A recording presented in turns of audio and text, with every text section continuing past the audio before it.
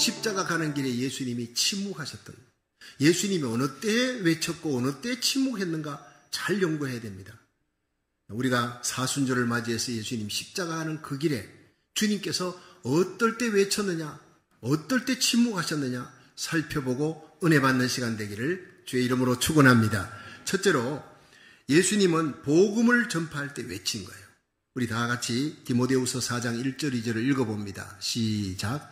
하나님 앞과 산자와 죽은 자를 심판하실 그리스도 예수 앞에서 그의 나타나실 것과 그의 나라를 두고 엄히 명하노니 너는 말씀을 전파하라. 때를 얻든지 못 얻든지 항상 힘쓰라. 범사의 오래 참음과 가르침으로 경책하며 경계하며 권하라. 자, 여기서 너는 말씀을 전파하라. 이게 십자가입니다. 부활, 예수님의 말씀, 복음 전파하라. 때를 얻든 못 얻든 흘러가는 그 시간 속에 시간을 빼앗아서라도, 나를 위한 시간을 빼앗아서라도 하나님의 복음 전하는, 전도하는 일에 힘쓰라는 거예요. 전도의 입이 열리기를 주의 이름으로 축원합니다.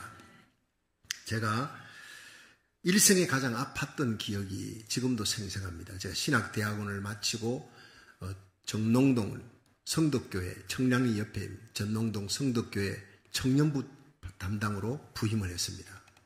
그런데 전임 전도사지만 청년부를 또 윤주일학교를 맡았는데 청년부 아이들 훈련을 잘 시켰어요. 도봉산 막 기도원에 가서 기도시키고 사형리 전도 훈련 해가지고는 그 다음 집집마다 가가호호 방문하면서 막 전도 훈련 시키고 열심히 갓 임관한 소위처럼 말이죠. 뭐 원칙대로 가르치는 거예요. 기도하고 아주 뜨거웠습니다.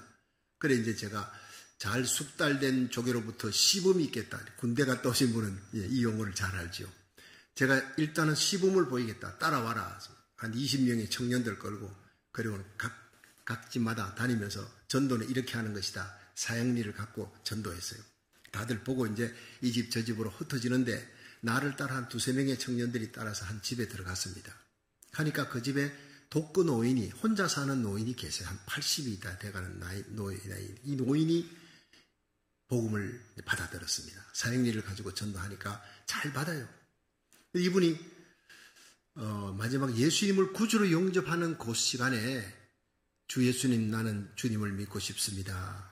내 죄 때문에 예수님이 십자가에 달려 돌아가셨으니 예수님 내 마음 문을 엽니다. 오셔서 내 죄를 사시고 나의 주인이 되어시고 왕이 되어 다스려 달라 하는 그 기도를 이제 읽고 한번 해보라고, 예수님이 오실 거라고, 영접하시라고. 가만히 생각하더니 내가 80년 동안 80평생을 불교를 믿고 부처님 섬겼는데 이거 하루아침에 이래 되는 게 힘듭니다. 입이 열려지기가 힘드니까 한 주간만 시간을 달래서 안 된다고. 한 주간은 너무 멀다고. 그러니까 그러면 내일 하루만 시간 달라고. 그러니까 이 어르신 앞에 내가 그걸 양보를 내가 못하겠더라고요. 그래서 내일 하지 말고 오늘 여기서 하시라고, 어르신 여기서 하시라고 할아버지 하니까, 아니 하루인데 80년을 기다렸는데 하루를 못 기다리냐. 그러니까 하루만 시간을 달라. 그래서 제가 알겠습니다. 내일 이맘때 꼭 오겠습니다. 꼭 예수님 영접하십시오. 갔어요. 저는 당연히 그날 다음날 그 자리에 갔고 예수님을 할아버지가 영접할 줄 알고 갔는데 그 대문 앞에 초롱이 달려있는 거예요. 그 누가 죽었다는 거 아니에요. 깜짝 놀라서 밀치고 들어갔더니 어젯밤에 할아버지가 죽었대요. 가스로, 연탄가스로. 할아버지가 자살한 게 아니에요. 연탄가스 사고였어요. 사고로 죽은 거예요. 그 할아버지에게는 내일이 없었어요. 그날이 바로 마지막 날이었어요. 기가 막힌 거예요. 할아버지 나하고 약속했잖아요. 예수님 만나기로. 그 툇마루에 앉아서 그렇게 내가 눈물을 흘렸어요. 그 영혼이 지옥 갔다 생각하니까 막 말할 수 없는 후회감에 몰려오는 거예요. 내가 좀 더 매달릴 걸. 좀 더 간절히 내가 전도할 걸. 한 번이라도 더 예수님을 영접하라고 매달릴 걸. 돌아오는 내내 눈물 흘렸어요. 기가 막힌 후회가 되더라고요. 여러분, 보라, 지금이 은혜 받을 때요. 지금이 구원의 날이라 그랬어요. 다니엘서 12장 3절에 보면 지혜 있는 자는 궁창의 빛과 같이 빛날 것이고 많은 사람을 옳은 대로 돌아오게 한 자, 하늘의 별과 같이 영원토록 비치리라. 우리 일생에 가장 바쁜 일, 급한 일, 복음 전하는 일보다 더 급한 일은 없는 줄로 믿으시기 바랍니다. 내게 주어진 오늘이라는 그 시간에 내게 붙여준 그 사람들에게 입을 열어 복음을 전하는 하루하루가 되어 수많은 영혼을 지옥에서 천국으로 우리 주님께로 흑암의 권세에서 하나님의 사랑의 아들 예수 그리스도의 품으로 안기는 천국 백성이 되기를 주의 이름으로 축원합니다. 두 번째는 예수님은 죄를 책망할 때 입을 열었어요. 외쳤어요. 마태복음 23장 13절로 한번 읽어봅니다. 시작. 화 있을진저 외식하는 서기관들과 바리새인들이여 너희는 천국문을 사람들 앞에서 닫고 너희도 들어가지 않고 들어가려 하는 자도 들어가지 못하게 하는도다. 자, 이 화 있을진저 서기관과 바리새인들이요 이들은요 율법을 만드는 사람, 또 율법을 지키는데 앞장선 사람들, 이 무거운 짐을 사람들에게 메어놓고 천국 가는 길을 막고 있어요.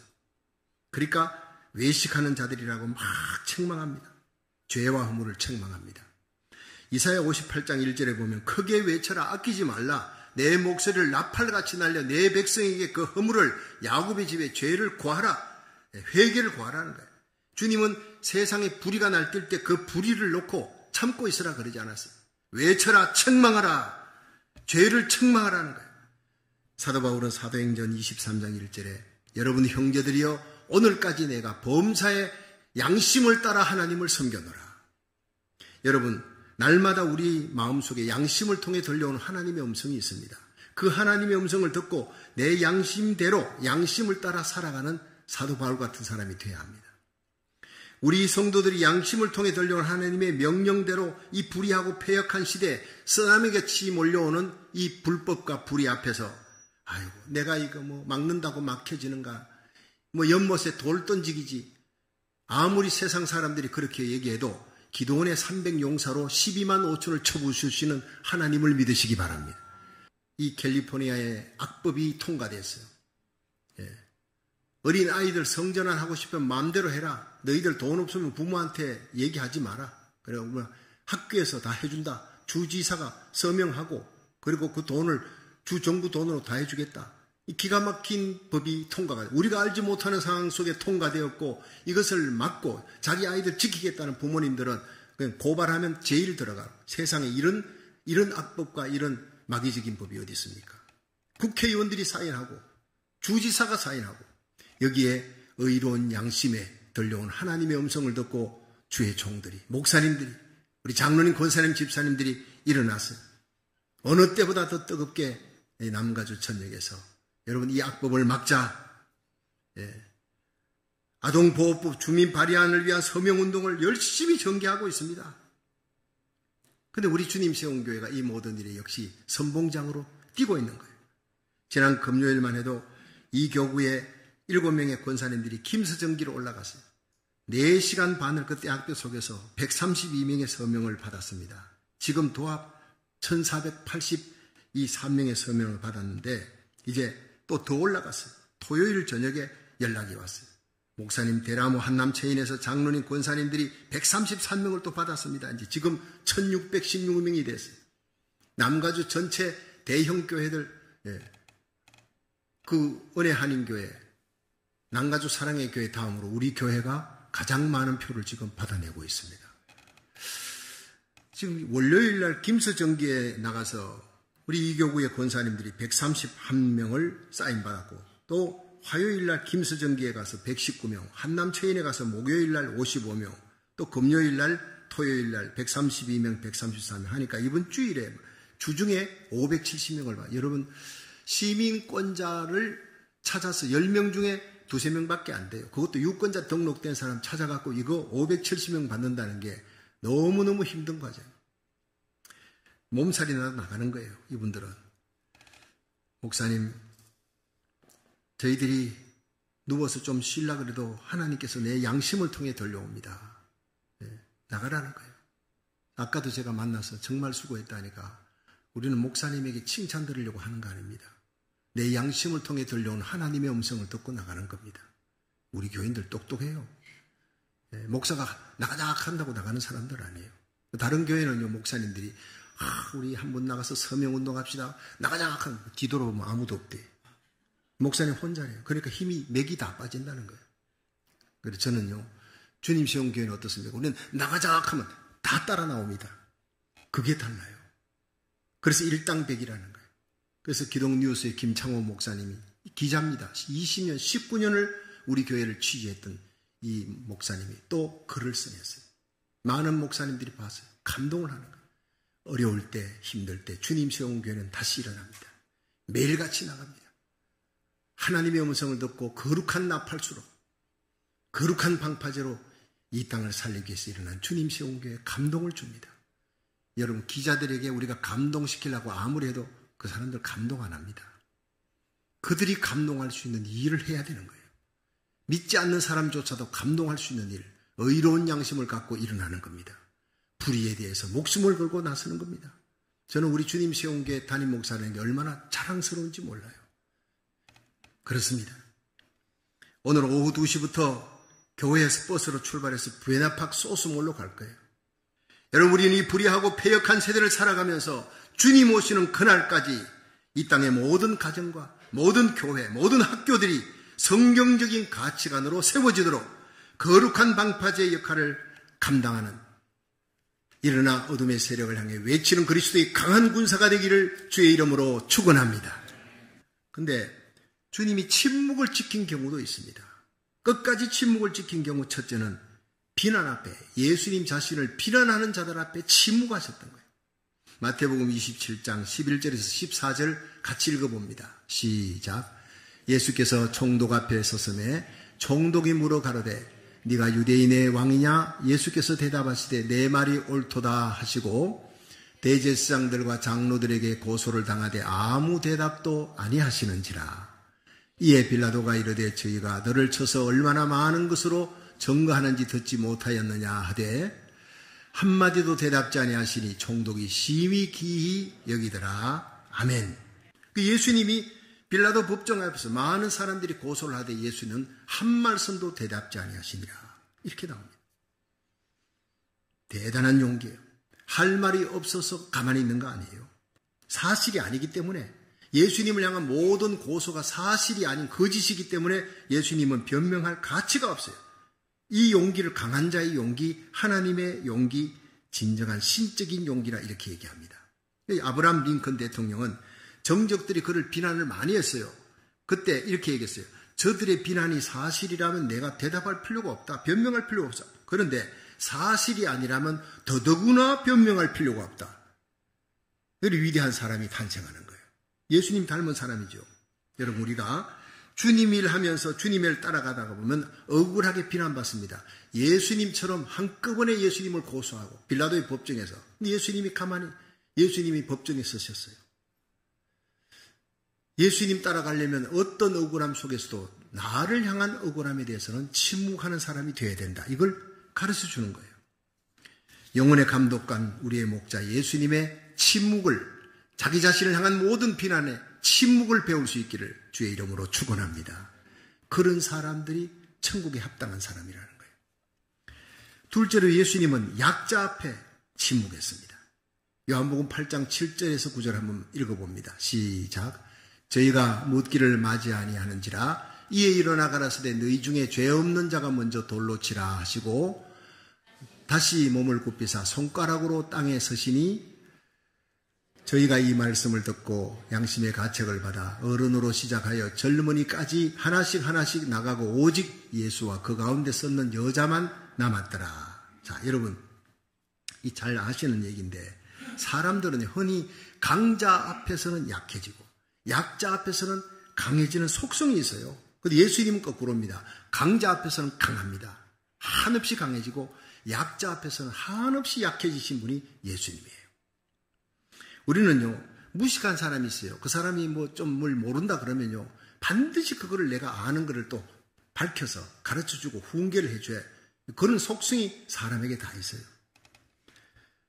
서울에 한 아주머니 택시를 탔습니다.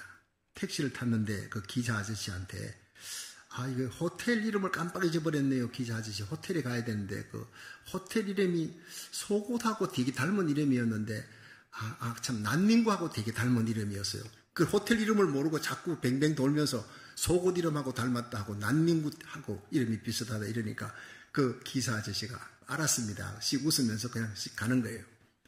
그러더니 메리앗 호텔 앞에 딱 세워주더래요. 아, 맞아. 메리앗 호텔이라고. 내가 메리앗 호텔 그 외국 이름이 생각이 안 나서 메리아스라고 생각했다가 결국에는 난닝구로까지 생각해요. 근데 어떻게 난닝구 얘기했는데 이걸 메리앗 호텔 딱 알아차리고 가는 사람도 훌륭한 사람이에요. 그거 아주머니 그 무식하게 말을 그렇게 난닝구라니 그건 메리아스입니다. 이렇게 얘기할 수 있는데 알면서도 참아주는 거예요. 그분의 자존심을 세우기 위해.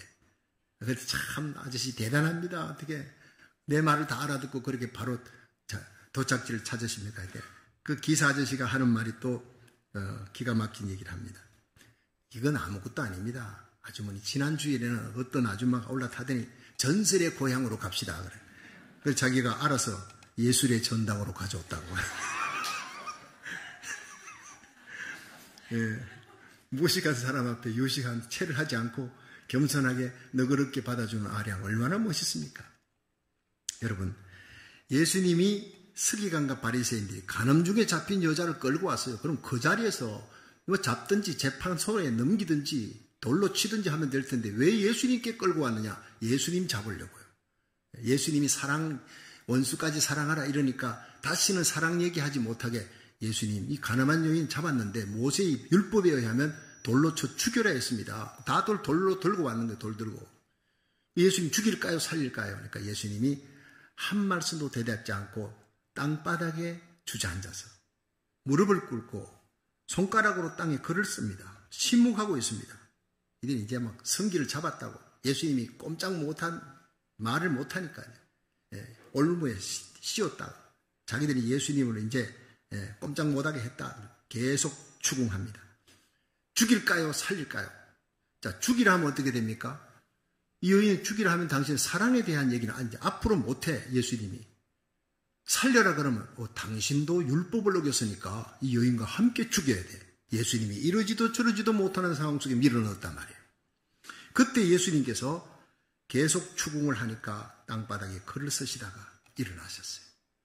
너희 중에 죄 없는 자가 먼저 이 여인에게 돌로 치라. 그 죄 없는 자, 이것이 헬라어로 하마르테토스예요. 죄를 지을 마음조차 없는 자래. 죄를 지을 생각조차 없는 자. 예수님 밖에는 아무도 그런 사람 없습니다. 죄 지을 생각조차 없는 자가 어디 있겠습니까? 손에 돌을 들고 있던 그 손에 힘이 다 빠져버리는 얘기 아닙니까? 그때 예수님이 다시 주저앉아서 글을 씁니다. 그들이 도망갈 수 있는 여유를 주는 거예요. 이게 예수님께서요, 상한 갈대도 꺾지 아니하시고 꺼져가는 심지도 끄지 아니하신 예수님의 자비와 불쌍히 여기는 마음, 긍휼의 마음이 가늠한 여인, 죽어마땅한 그 가늠한 여인에게만 향한 것이 아니라 돌을 들고 있는 그 바리새인들에게도 향하신 주님의 척은히 여기는 마음. 너희들 빨리 도망가라. 내 안 볼 테니까 너희들 돌 들고 있던 건 놓고 이 여인 정죄하려 하지 말고 도망가라. 그분이 바로 오늘 우리 예배를 받으시는 예수님인 줄로 믿으시기 바랍니다. 여인아, 너를 정죄하던 자가 어디 있느냐? 하나도 없나이다. 다 돌을 놓고 갔습니다. 그래, 나도 너를 정죄하지 않으니 가서 다시는 죄를 범하지 말지니라. 이렇게 얘기가 끝납니다. 여러분, 이 말씀 앞에 우리는 우리 자신을 조명해 봐야 됩니다. 과연 우리가 바리새인들처럼 약자 앞에서 너무 강한 채 한 적이 없는지, 가난한 자 앞에 돈 자랑한 적 없는지, 병약한 자 앞에 건강 자랑한 적 없는지, 무식한 자 앞에 학벌 자랑한 적이 없는지, 자식 문제로 가슴 치는 사람들 앞에 내 자식 자랑하지 않았는가 생각해 봐야 돼. 나의 지나친 과장 자랑 앞에 상한 갈대라도 꺾지 않고 꺼져가는 등불이라도 끄지 않도록 약자 앞에 긍휼의 마음으로, 예수님의 마음으로 엎드리는 저와 여러분 되기를 주의 이름으로 축원합니다. 그것이 바로 십자가 지고 가는 우리 성도들의 모습이라는 거예요. 마지막 얘기입니다. 예수님은 십자가 앞에서 침묵했습니다. 마태복음 26장 52절에서 54절 읽습니다. 시작. 이에 예수께서 이르시되 내 금을 도로 집에 꽂으라. 금을 가지는 자는 다 금으로 망하느니라. 너는 내가 내 아버지께 구하여 지금 12영 더 되는 천사를 보내시게 할 수 없는 줄로 아느냐? 내가 만일 그렇게 하면 이런 일이 있으리라 한 성경이 어떻게 이루어지리요? 하시더라. 아멘. 자, 여러분, 예수님께서 이제 십자가 지시기 위해 겟세마네 동산을 향해서 기도하십니다. 그 기도가 땀방울이 피가 되는 기도 아닙니까? 그 기도를 한 후에 이제 군병들이 몰려오고 가룟 유다가 이제 앞장서 가지고 예수님을 넘기려고 옵니다. 그때 베드로가 잠들어 있던 베드로 야고보 요한 나를 위해 기도해 달라. 내 마음이 슬퍼서 죽게 되었다. 근데도 깨어 기도하지 않다가 예수님 끌려가니까 벌떡 일어나가지고 칼을 빼가지고 그리고는 대제사장 종 말고의 귀를 내리칩니다. 그때 예수님이 말고의 피투성이 된 그 귀를 잡아다가 다시 붙여주면서 금을 다시 꽂아라. 금으로 일어나는 자는 금으로 망하느니라. 내가 하늘에 12영도 되는 천사를 보내어 이들을 멸할 수 없는 줄 아느냐. 그러면 어떻게 하나님의 뜻이 이루어지겠느냐. 너무나 감동스러운 얘기. 강도처럼 끌려가면서 억울하게 끌려가면서도 내가 이렇게 죽어야 너희들의 죄를 사해줄 수 있다. 십자가에 끌려가야 된다. 내가 12영대 되는 하늘에 12군단의 천사를 보내어 이들을 멸할 능력이 없는 줄 아느냐. 할 수 있다. 그렇지만 내가 십자가에 끌려가야 죽어야 하나님의 뜻이 이루어지고 너희들이 구원받게 되는 거라. 아버지께서 주신 잔을 내가 마시지 않겠느냐. 스스로 십자가의 길을 택하신 예수님. 그리고 가야바 법정, 안나서 법정에 밤새 끌려다닙니다. 야, 너 물을 포도주로 만들었다며? 근데 지금 한번 만들어봐. 조롱합니다. 주님은 아무 대답이 없습니다. 그리고 하속들이 예수님의 얼굴을 보자기로 뒤집어 씌워놓고 막 사방에서 두드려 때립니다. 주먹으로 치는 거예요. 선지자야, 너 다 알지? 누가 너를 때렸느냐? 종들에게, 하속들에게까지 조롱을 당하셨던 예수님. 브라디도니온에 끌려갔어요. 40에 하나 감한 매를 그 채찍 끝에 철편을 박아 살점을 뜯어내는 그 채찍을 맞으면서도 침묵하신 예수님. 예수님이 채찍에 맞음으로 우리가 나음을 입었느니라 그랬어요. 주님의 침묵 때문에 우리가 구원받는 겁니다. 사람들이 예수님의 얼굴에 침을 뱉고 그 군합발로 예수님의 몸을 짓밟습니다. 수염을 뽑습니다. 십자가로 끌고 가 두 손 두 발에 못을 박아 피를 하염없이 물같이 흘리면서도 아무 대답이 없는 예수님. 우리 때문에 그 고통을 감수하고 계신 예수님. 그래서 예수님의 고통, 그 아픔, 그 침묵을 이사야 53장 5절은 이렇게 기록합니다. 그가 찔림은 우리의 허물을 인하며 그가 상함은 우리의 죄악을 인하며 그가 징계를 받음으로 우리가 평화를 누리고 그가 채찍에 맞음으로 우리가 나음을 입었도다. 우리는 양 같아서 그릇 행하여 각기 제 길을 갔거니와 우리 무리의 모든 죄악을 다 그에게 담당시키셨도다.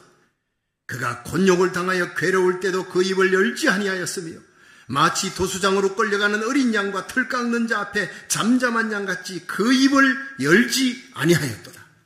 이사야 53장은 입을 열지 아니하고 침묵하며 그 고통의 길, 그 외로운 길, 무거운 십자가의 길을 걸어가신 예수님을 묘사하였습니다.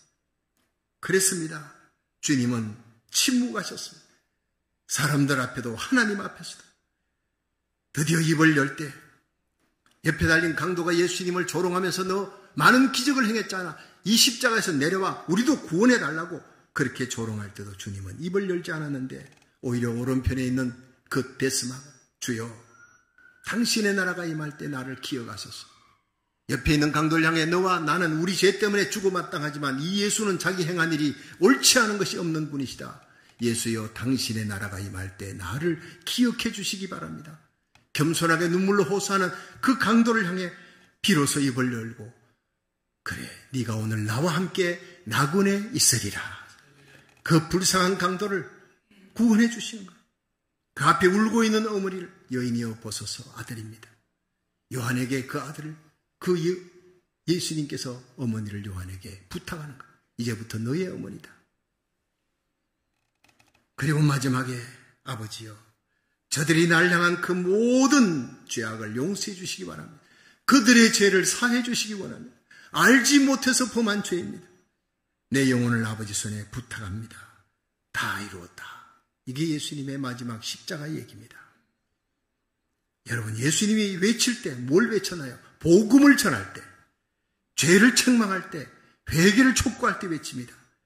여러분 저와 여러분의 입이 죄를 책망하고 회개를 촉구하고 복음을 전할 때만 열릴 수 있기를 주의 이름으로 축원합니다. 남을 비난할 때 우리 입이 열리지 않기를 원합니다. 원망하는 입이 열리지 않기를 원합니다.